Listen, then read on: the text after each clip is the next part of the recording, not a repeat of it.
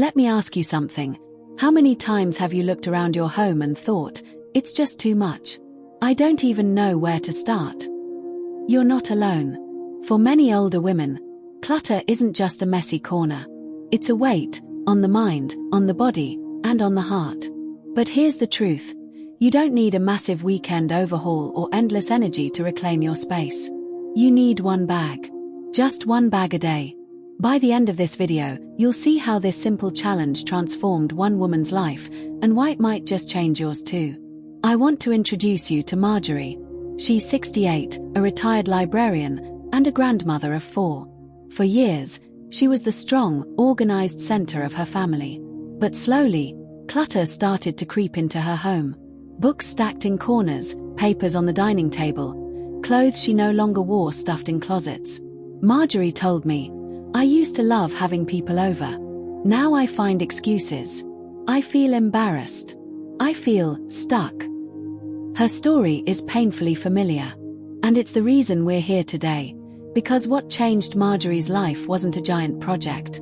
It was the simple rhythm of one bag a day. So many older women tell me they've tried to declutter before. Some block out an entire Saturday to finally deal with it all. But by noon, the energy is gone. By evening, the clutter looks worse than before.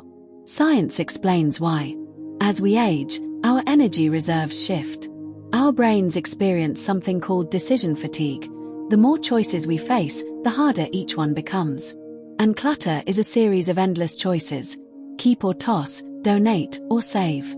Marjorie tried those big projects too. She once spent a whole weekend in her attic, pulling down boxes she hadn't opened in years. By Sunday night, she was exhausted, sore, and surrounded by even bigger piles. She told me, "It made me feel like I couldn't do it anymore." That's the problem with big decluttering plans. They ask for too much at once. Now here's where the shift happens. Psychologists say small wins are the secret to building real change. When you complete a tiny, manageable task, your brain releases dopamine, the feel-good chemical that gives you energy and motivation. For Marjorie, the first win was a single bag of old magazines. She didn't try to clear her entire living room. She just filled one grocery bag and recycled it. She laughed when she told me, "It was silly, but that one bag made me feel 10 pounds lighter." That's how momentum begins, not with giant leaps, but with small, steady steps. Here's how the challenge works. Each day, grab one bag, a grocery bag, a tote, or even a basket. Pick a small area, a drawer, a corner, a shelf. Fill that one bag with items you no longer use or need. Immediately donate, recycle, or toss it. Don't let it linger. Marjorie gave herself a rhythm. Mondays, papers. Tuesdays, kitchen drawers. Wednesdays, closets. Thursdays, bathroom products. Fridays, old books.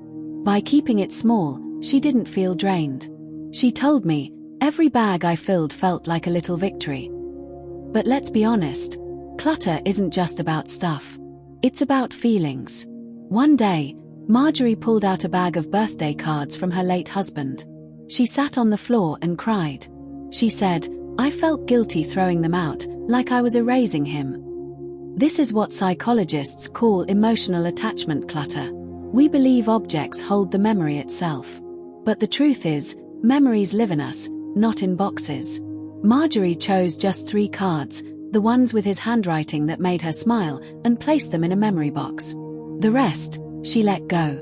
She told me, "Now I treasure the few I kept instead of drowning in the guilt of keeping everything." With one bag at a time, she wasn't forcing herself to face everything at once. She gave herself permission to feel and to release. Decluttering is not just emotional, it's physical.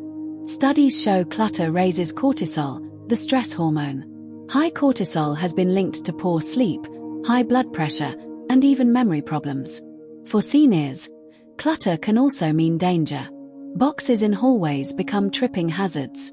Overstuffed closets hide risks like shoes that no longer fit, increasing fall chances. After 30 days of one bag a day, Marjorie noticed something surprising. She was sleeping better. She said, "For the first time in years, I woke up feeling rested." Her doctor even told her that her blood pressure had improved. One bag a day didn't just clear her home. It helped heal her body. After 30 bags in 30 days, Marjorie had reclaimed her dining room.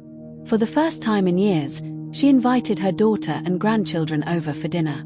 She told me, "I thought they'd notice the things I threw away. But instead, they noticed how peaceful the house felt." That's the power of one bag a day. It sneaks up on you. Suddenly, small victories turn into real transformation. Here's how you can start. 1. Keep bags by the door. The reminder makes it easy to stay consistent. 2. Set a daily time. For Marjorie, it was right after breakfast. 3. Start with easy wins. Papers, junk drawers, and old toiletries build confidence. 4. Share the challenge. Tell a friend or family member what you're doing. It adds accountability. This isn't about speed. It's about building a rhythm that respects your energy and emotions. One bag a day isn't just a challenge. It can become a lifestyle. Marjorie now lives with a new mindset. Each season, she clears a bag or two. She doesn't let clutter pile up. She feels lighter, freer, and more in control. She told me, "I used to feel ashamed of my home. Now I feel proud again." So here's my challenge for you. Tonight, grab one bag. Just one. Fill it. Toss it. And notice how you feel tomorrow. Because clutter doesn't just steal your space, it steals your joy, your health, and your peace of mind. You deserve a lighter, freer home. You deserve mornings that start with calm instead of chaos. If this video touched you, share it with someone you love. And subscribe for more stories, strategies, and encouragement.